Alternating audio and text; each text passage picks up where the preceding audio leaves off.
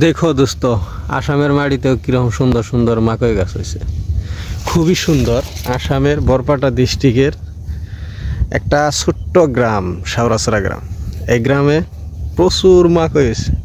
মার্চের 5 তারিখ 2025 সন। আজকে আমি আইছি মাকই খেতে। দেখো কি সুন্দর মাকই হয়েছে। আমাগই খেত আসলে আমি আইছি না আগা কাটবার নিয়ে,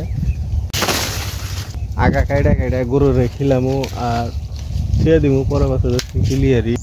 টাউনের ফোলাহানও না, টাউনের মানুষও না, গ্রামে বড় হয়েছি, গ্রামের ফোলাহান, গ্রামের মানুষ।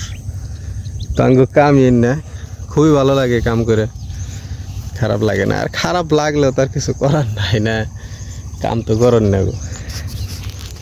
গরিব মানুষের তার কাম ছাড়া রাত নাই। আর ধনী গরিব যাই হোক সবই তো কামই করে। কামের আসলে খালি স্টাইল টাইপ কোনো আলাদা আলাদা, একজনে একটা করে কিন্তু সবাই কামই করে। এত বড় কাছি দেন না মাকের আগা খাড়ি, আমার সে বহুত লম্বা লম্বা মাকে কিনে আসলে।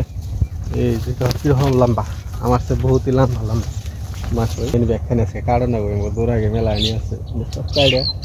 তারপর বাচ্চা জানাবো আবার রোজাও রয়েছি। রোজা থেকে তো বাড়িবেলা কাম করন যাবো না, নাই কি সময় জানি না, কিন্তু আগাবেলা কি কিছু করি। এখন বেলা বান 10টা বান বাজে গেছে গা। বাই বাই, থাকো তোমরা।